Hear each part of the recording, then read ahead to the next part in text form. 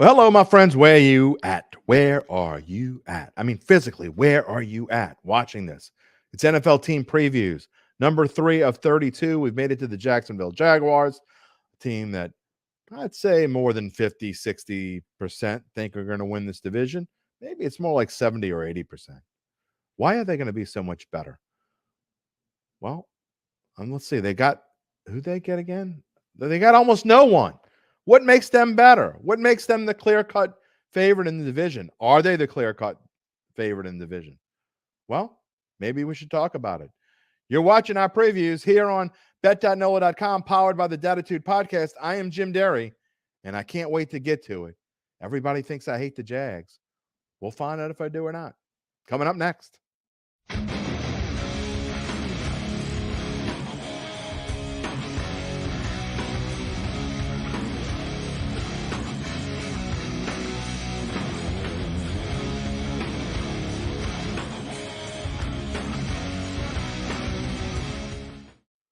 Well, welcome in, everybody. Today, Jacksonville Jaguars, day 3 of 32.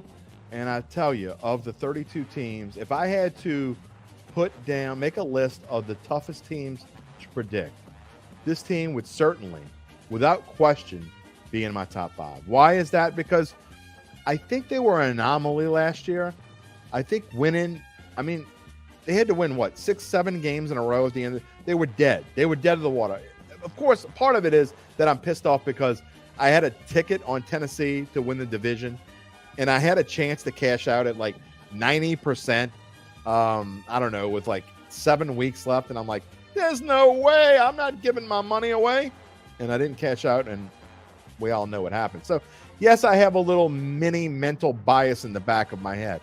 But that being said, I don't understand the love for this team. And I'm not giving my prediction away because I think some of you, Spencer the Guru Urquhart, may be surprised when they see what my final prediction is for this team. But I want to know what makes this team better. You lose your top offensive lineman in Jawan Taylor and you draft Anton Harrison. Well, that's all fine and dandy, but that doesn't make you better. You lose Arden Key. That doesn't make your 24th ranked defense any better. You lose Shaq Griffin.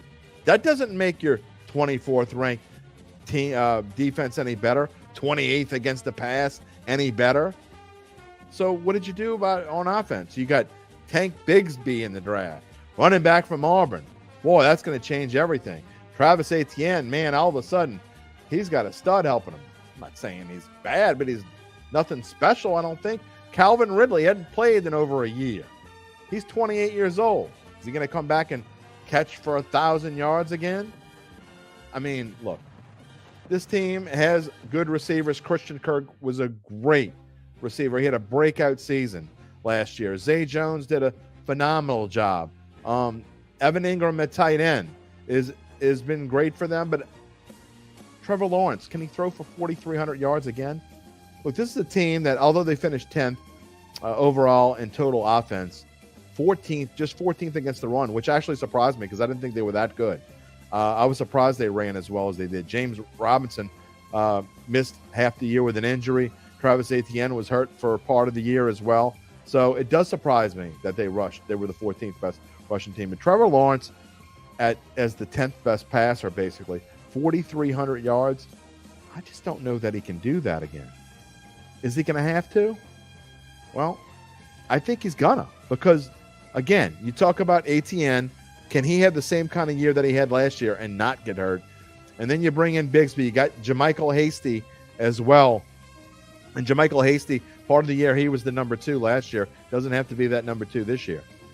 But I just don't know that he can do it again.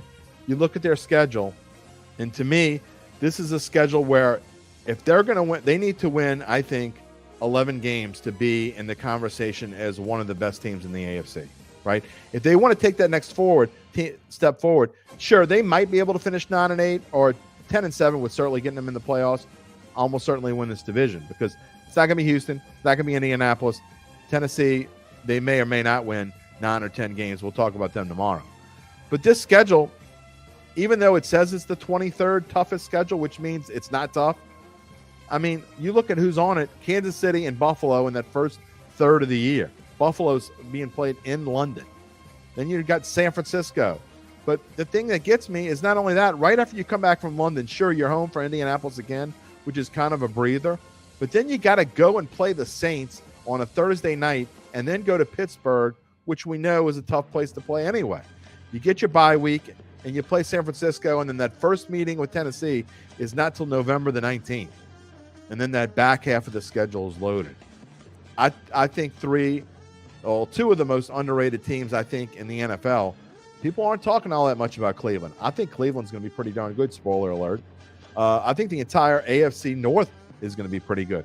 We know how good Cincinnati is. You play them on a Monday night at Cleveland and then Baltimore in prime time. So you got 2 out of 3 games in prime time before having a schedule that's fairly easy to finish at Tampa Bay, home against Carolina. And then I do think that Tennessee game is going to be for the division championship. But to me, it comes down to if this defense can at least be just a tinge better than they were last year, and if Trevor Lawrence can stay on that path, he and Doug Peterson are locked at the hip. What Doug Peterson was able to do for Trevor Lawrence in that second year was amazing. Trevor Lawrence's second year, that is. He took that next step. Can he stay there? I'm not sure he has to throw for 4,300 yards, but he's got to get a lot of help from his running game. I would like to see, for this team to be really good, that 10 in passing yards need to stay the same, but I think that rushing number needs to jump up to about 10 as well, which would probably make their overall offense somewhere in the range of 7 to 8. But it would balance out against the defense that's going to be in the high 20s. They don't have a great offensive line. They didn't get better on the offensive line, which makes them probably a bottom 10 O-line. In this division, it's probably good enough. As we get to, drum roll, please, prediction time. I usually take an over-under here in this spot. In fact, the last 2 years, that's all I've taken was either an over-under. I don't like the over-under. In fact, I think my OCD is the only reason why I predicted this team to win 11 games, because I don't want them to be right on the number of 10. If you looked at the facts, you see that they're over. We never even talked about it. Their over-under win total is 10. Don't like it. Wouldn't bet it either way. Most places it's 9.5, but it's major juice to the over. I'm not touching this with a stick. You look at their conference titles, plus 1,300 to win the AFC, and then plus 2,500 to win the Super Bowl. Definitely not spent. And when I say definitely not, a lot of times it happens, but I just don't think they have the juice to beat that, to win either one of those big ones. And you don't need to win 11 games to win this division. So that's why I don't like the 10. I'm going to just lay the lumber. I can't believe I'm saying this, but I do think they're going to end up winning this division. I don't love it. Minus 175 is not great value. I know that people out there think it is. I'd probably almost rather bet Tennessee. I think they're like plus 250 or plus 300, depending on where you look. But that being said, I have to have a best bet for every team. And my best bet for the Jaguars is that they will win the division. But again, I'm not betting it. So how does that, how's that for confidence? I don't love it. I don't love this team. So there you go. Take that, Spencer. I'm predicting the Jaguars to win the division. What am I going to say about Tennessee? We'll have to find out on Friday when we get to team number 4. Coming up.